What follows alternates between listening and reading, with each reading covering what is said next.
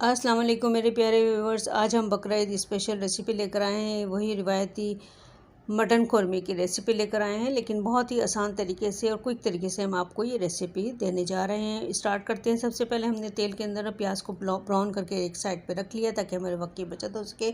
इसके बाद हमने तमाम साबित मसाले डाल दिए, जिसमें छोटी इलायची, बड़ी इलायची, दालचीनी का टुकड़ा, ज़ीरा, लौंग, काली मिर्च, बादियान का फूल और तेज़पत्ता शामिल है।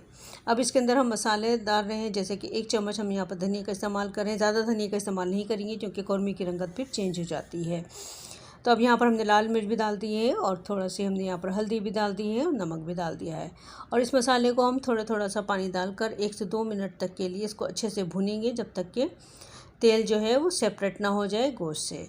बहुत ही मज़ेदार और बहुत ही अच्छी सी ये डिश तैयार होती है और एकदम दानेदार सा ये कौरमा बनके तैयार होता है, जैसे कि बावर्ची हज़रात जो कि बनाते हैं शादी ब्याह के मौके पर या दावतों पर।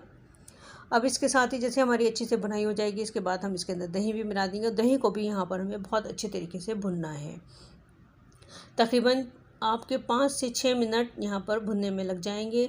असल काम भुनना ही है, जो कि हम अगर जितनी अच्छी इसकी भुनाई करेंगे कौरमे की या मटन की, तो उतना अच्छा हमारा लजीज़ कौरमा बनकर घर पर तैयार हो जाएगा और सबको बहुत ज़्यादा पसंद आएगा।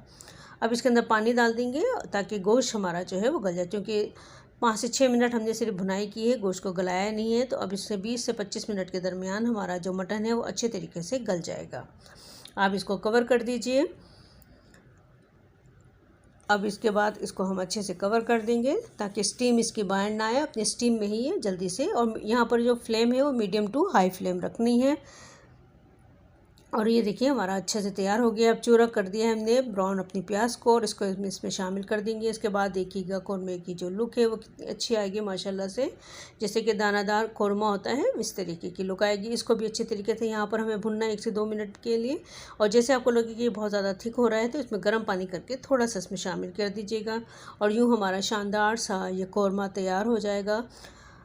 और ये देखिए कितना अच्छा सा इसका कलर आया है। इसकी अगर आपको थिक ग्रेवी रखनी है तो थिक ग्रेवी रखिए, या थोड़ा सा आपको रनी रखना है या थोड़ा सा पतला रखना है तो उसमें आप थोड़ा सा पानी में इजाफा भी कर सकते हैं।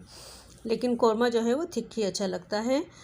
आप ज़रूर इसको बनाइए और इस ईद पर अपने वक्त की बचत कीजिए। और बहुत ही ज़्यादा किफ़ायती है, क्योंकि आप इसमें कोई भी पैकेट मसाले का इस्तेमाल नहीं करें। घर के मसालों से ही आप शानदार सा खुशबूदार और महक वाला जो है वो कौरमा तैयार कर लेंगे, जैसे कि बाज़ार से अक्सर हम लेकर आते हैं। आपको अगर ये मेरी मेहनत अच्छी लग रही है और ये कोशिश अच्छी लग रही है, तो ज़रूर इस ईद पर ये रेसिपी बनाइए और मुझे कमेंट्स करके बताइएगा कि आपके घर में किस तरीके का ये कौरमा तैयार हुआ है। अगर अच्छे लगे तो लाइक और शेयर कीजिएगा, फॉलो कीजिएगा। अगर नए हैं आप इस चैनल पर तो ज़रूर मेरे चैनल को फॉलो करते हुए जाइएगा। ये देखिए कितना अच्छा सा इसका कलर आ गया है माशाल्लाह से, कितना खूबसूरत लग रहा है, दानेदार सा कौरमा लग रहा है। अब इसको हम एक बाउल में शिफ्ट कर लेते हैं और यूँ हमारा कौरमा तैयार हो गया। एंजॉय कीजिए। सबको ईद मुबारक। अल्लाह हाफिज़।